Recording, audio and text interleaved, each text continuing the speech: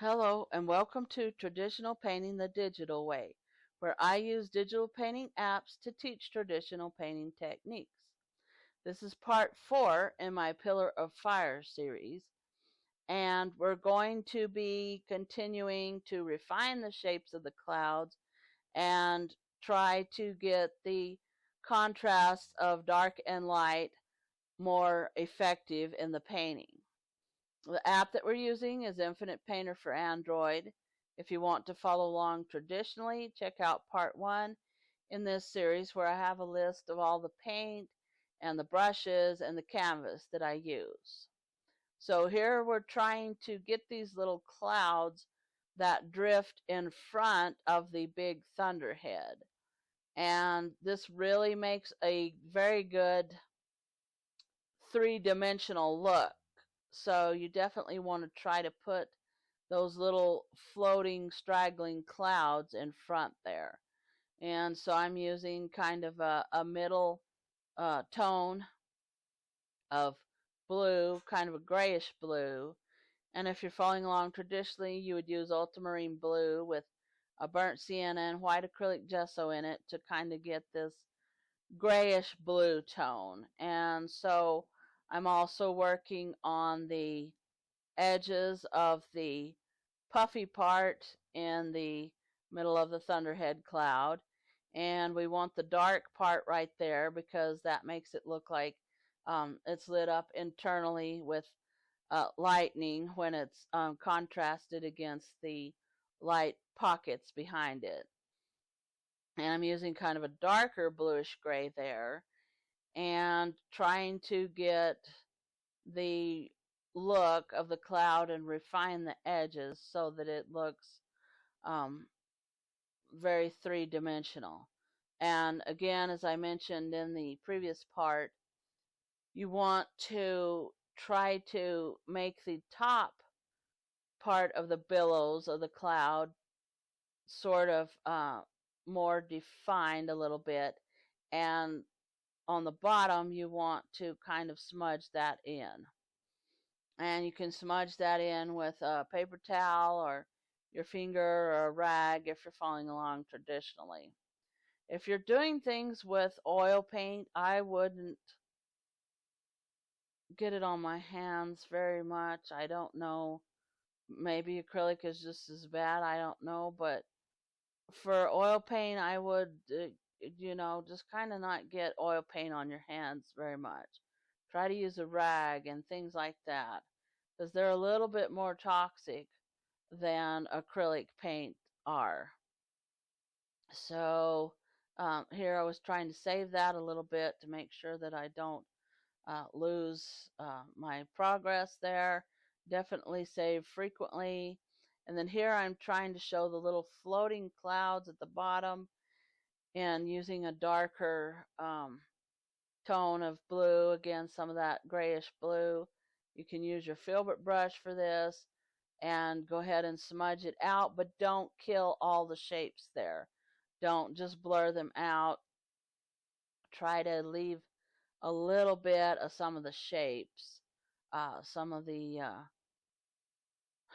and spaces in between the clouds so that the light shows through it a little, because we want the light and the dark contrast. And then here I'm just kind of shrinking it down to see what it looks like, trying to get an idea of what I need to do and look at the shapes. And here I want to add some more of the light back in. It's really important that we have really bright highlights in there, because that is the lightning strike. And so it just lights it up like from the inside, like a pillar of fire, and or like a hot air balloon. Sometimes you see those lit up from the inside when they um, turn on the burner real high at the bottom, and the light shines up inside a hot air balloon, and that kind of gives that effect too. So you definitely want to make sure that you keep those light pockets in your cloud there.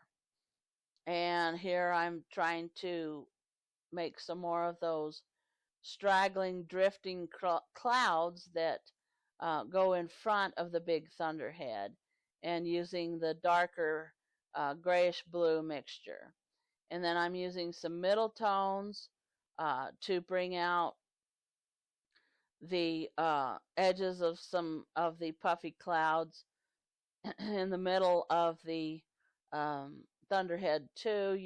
You need all three values here. You need really dark darks, or kind of a full range of values. You need really dark, you need middle tones, and then you need the really bright highlights to show the lightning strike.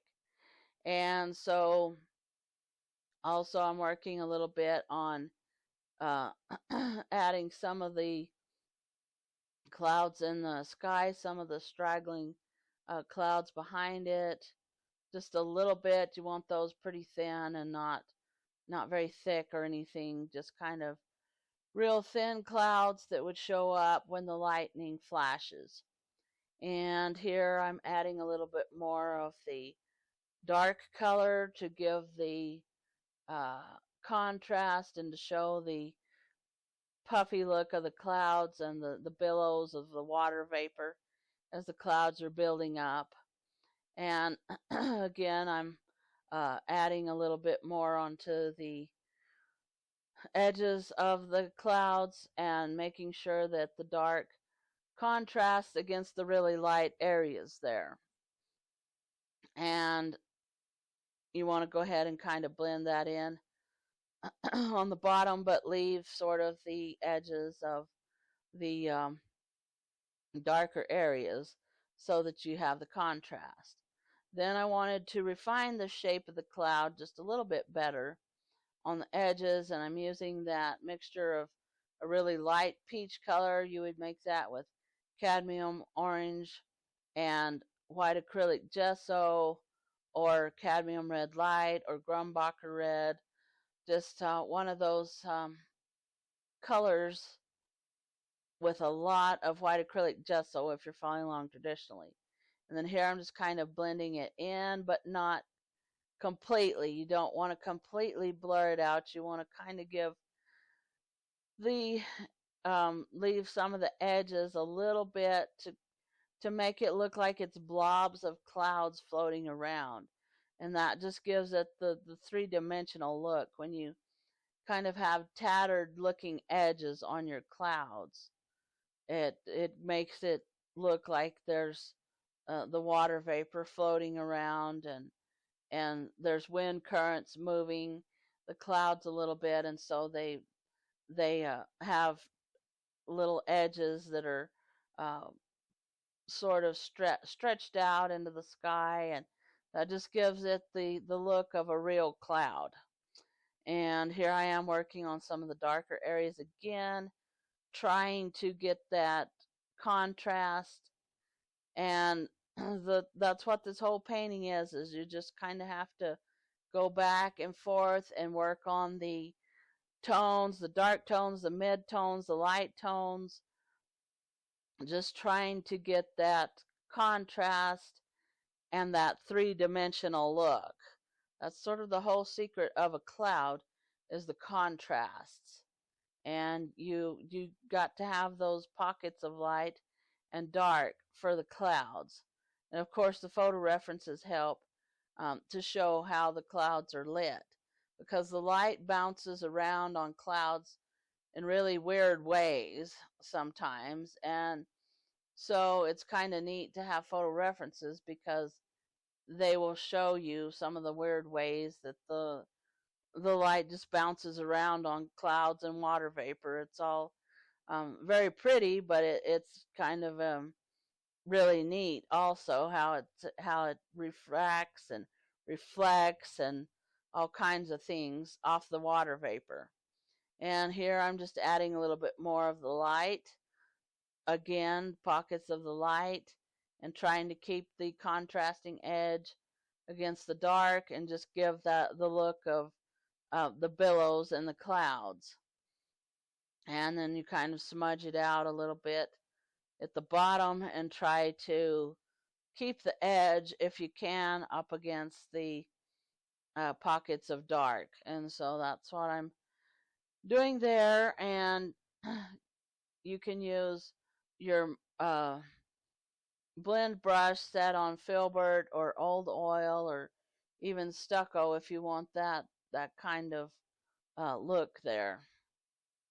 And again, I'm doing the same thing here, trying to get some more mid-tones, some more of the bluish mid-tones up against the darker colors, but leaving some straggling edges there to kind of give it the look of the water vapor that the clouds have.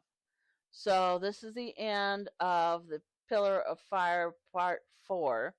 Um, we're going to go ahead and finish it in Part 5 and put all the final colors and contrasts and fix all the edges on the cloud. So if you want to see that, hit the subscribe button. Thanks everybody for watching. Thank you so much for your support. If you have any questions, just leave them in the comments down below, and I will catch you later.